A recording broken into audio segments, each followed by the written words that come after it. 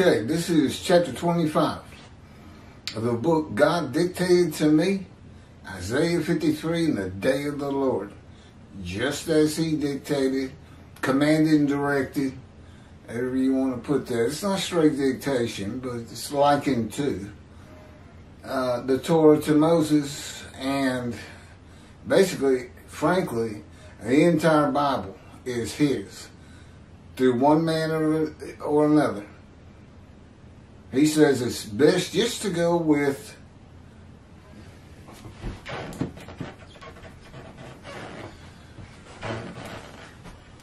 trying to get it back in focus. It seems that works.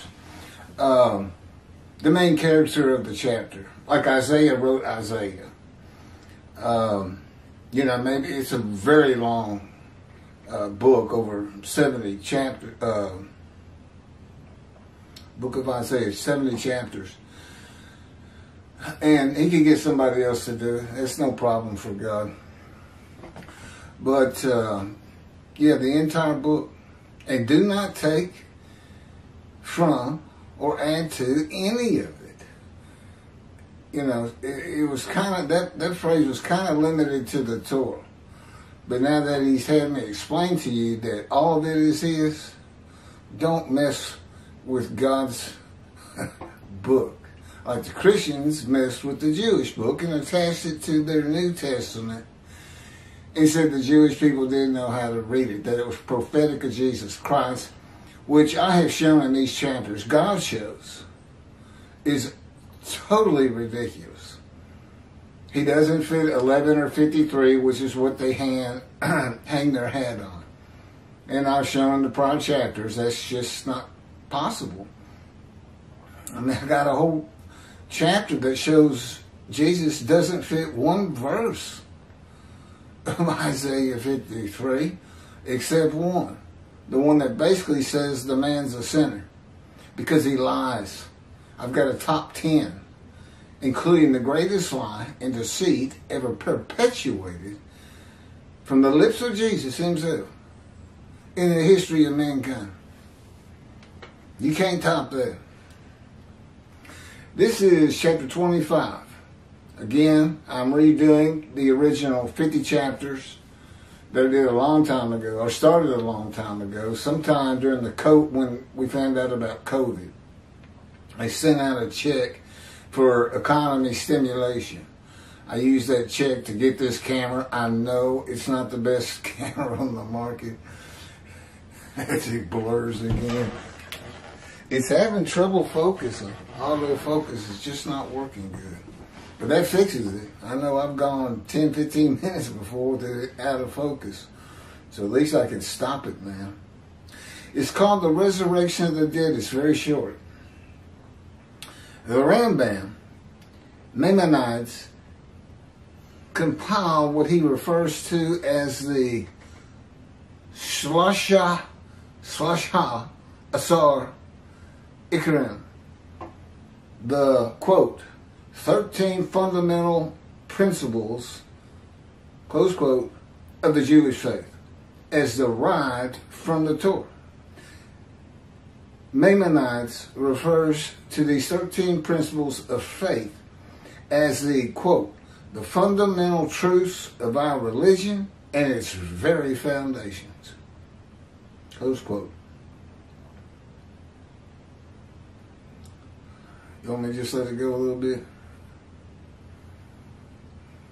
Well, it could be. Number 13 of the 13 fundamental principles is, quote, the belief in the resurrection of the dead, close quote.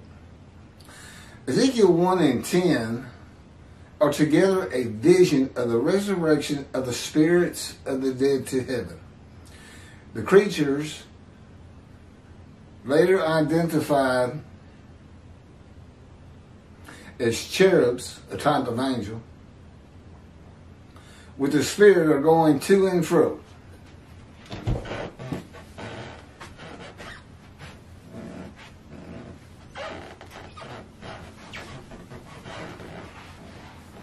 Are going to and fro, east, west, north, and south, adding eyes to themselves in the wheelworks and the wheels of the wheelworks, and taking them to the platform of heaven at the entrance of the eastern gate of the house of the Lord, with the presence of the God of Israel above them. All of Israel, whose name will endure in the heaven God is creating, that are righteous and in right standing with God, are the eyes on the cherubs and in the wheels. The eyes represent the eyes of the spirits of the dead, a spiritual heaven. For behold, and this is God, of course, for behold, I am creating a new heaven and a new earth. The former things shall not be remembered. They shall never come to mind. And, you know, there's a whole story behind that, and I think we have a chapter on it. Be glad then, and rejoice forever in what I am creating. For I shall create Jerusalem as a joy, and her people as a delight. That's Isaiah 65, 17 and 18. For as the new heaven and the new earth, which I will make, shall endure by my will, declares the Lord, so shall your seed and your name endure. The name Israel. Ezekiel 37 gives a vivid account of raising the dead to life into new bodies of flesh and bone. This was a common belief in the ancient age and Middle Ages. In this age of information and knowledge, science, medicine,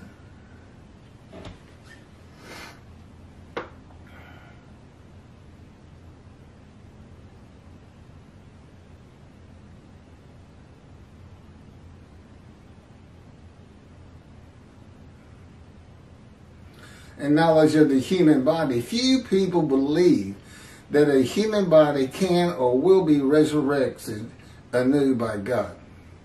It is a primitive and medieval concept that was good for a time through the Middle Ages.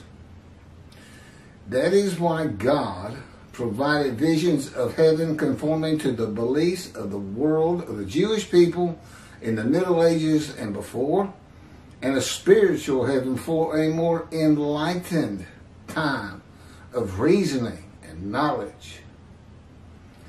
The burden on Israel and the practicalities of such an event of millions of people, millions of Jewish people had died since the Exodus, suddenly appearing in the land from the time of Abraham to today is unimaginable. 6 million from the Holocaust alone. Many would be illiterate and savage, and few would be trained to work in this society. All would have to be housed and fed, educated.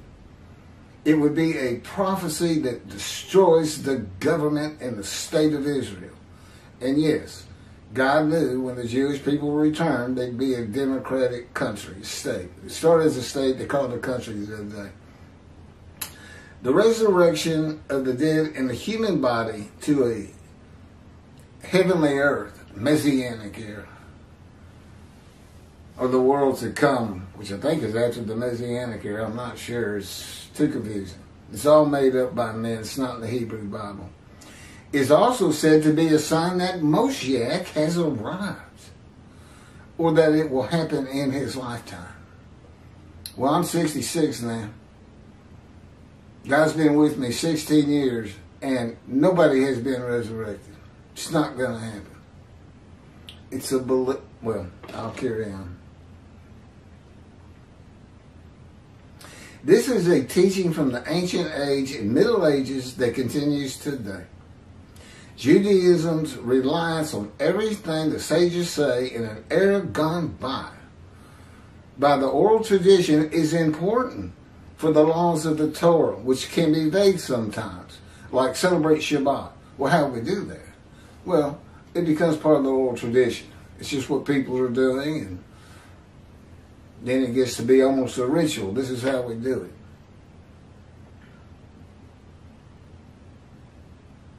But the Talmud's stories, opinions, and commentaries outside of that have to be viewed in light of this age of reasoning and knowledge, information, the internet. The day of the Lord and the arrival of God's servant David, according to the prophets, must be interpreted with the evolution of humanity from the ancient age to the age of information.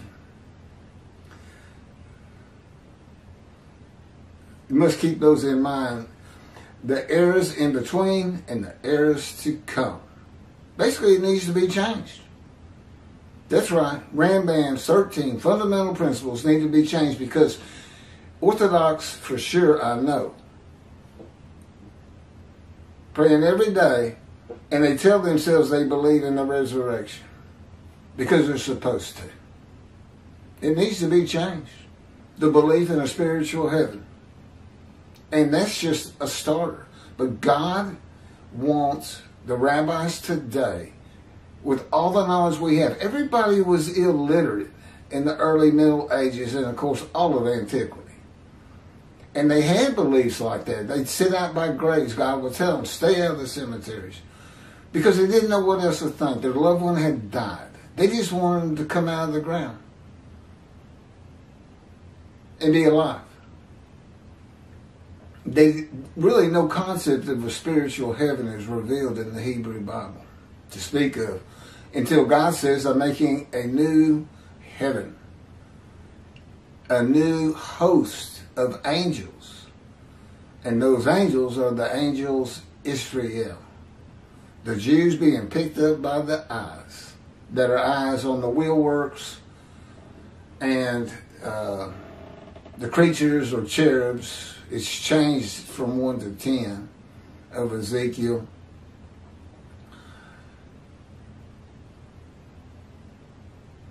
You know, make your own interpretations of what's being said for today. It doesn't. I just showed you a clear example. A clear example.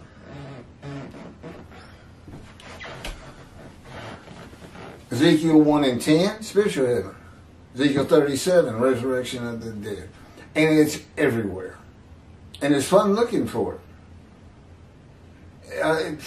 Almost, well, I can't say exactly. I was about to say just about every chapter, but in every book you can find it in a few places. Well, this is written for them. That's an impossibility today. We know it is. Just like telling the rabbis, you're dismissed from tending the flock. Well, we know that's just not a possibility. How do you interpret it today? Well, God's dismissing you for false teachings and teaching man's word over his. So today, he knows you're going to get up and go to synagogue and teach your people. Preach to them. But you're dismissed before him, rabbis. That doesn't mean the reckoning and dismissal goes away. I never hear you talk about it. And what's the Messianic era going to be like with no rabbis? Because if you've been dismissed and God's going to have to be responsible for that Messianic era, you're out. You better get to the scroll of remembrance in case you're right, but you're not. It's the first time I've heard you say that. He's ad living, he said. And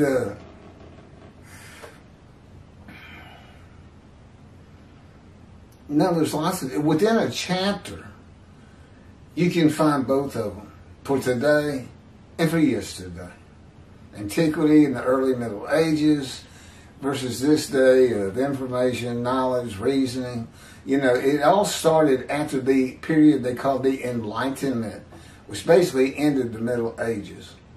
And pretty much ends up with the creation of the computer. And then the internet and all the information you can get. But again, it would destroy Israel.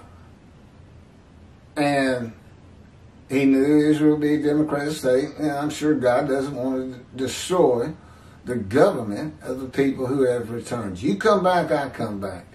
I'm going to place my temple among you. I'm going to make you a holy seed with sin forgiveness, as I did with the 13 tribes, the exiles who returned from exile. And they built the second temple. Well, as a holy seed, the Jewish people are going to build the third. Okay? This is the start of it's going to happen. And I think the holdup mainly has been they can't figure out how to get it up on the Temple Mount, and that for some reason it has to be there. God never says that.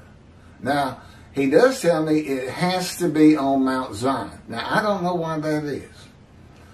But he doesn't want anything to do with the Temple on Mount, which is governed by Jordan, which is an embarrassment if you ask me. He told me that, and I said, what are they doing letting Jordan run the Temple Mount? He said they were always trying to appease people so they could have their state. And Palestinians, I don't know where we're going to go with it, but we do talk about it. The whole Middle East funnels in money. The Middle East pays them money for hurting Jews. Pays them money, criminals. And takes care of their families for them if they hurt Jews.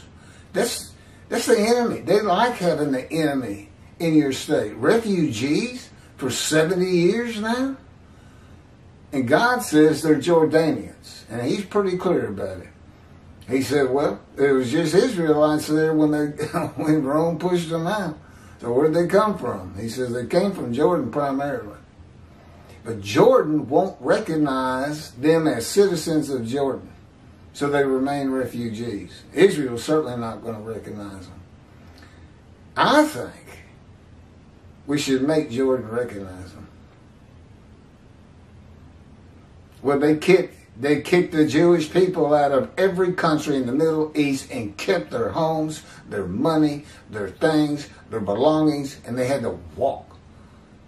From all the different countries in the Middle East, the Jews were thrown out, and they had to come to the Promised Land.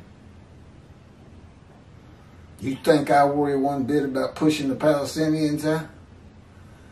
I don't worry about it any more than God worries about it, and he doesn't worry about anything. I do what he tells me to do. I'm his righteous servant, Moshiach. Okay, that'll wrap it up. You're going to love the next one if you like that one at all. It's chapter 26, and it's called Reckoning and Dismissal. Remember, I bring the wrath, and I bring the reckoning. I think that's better than being the prophet like Moses, Elijah, Moshe. I bring wrath and reckoning. That's just fun.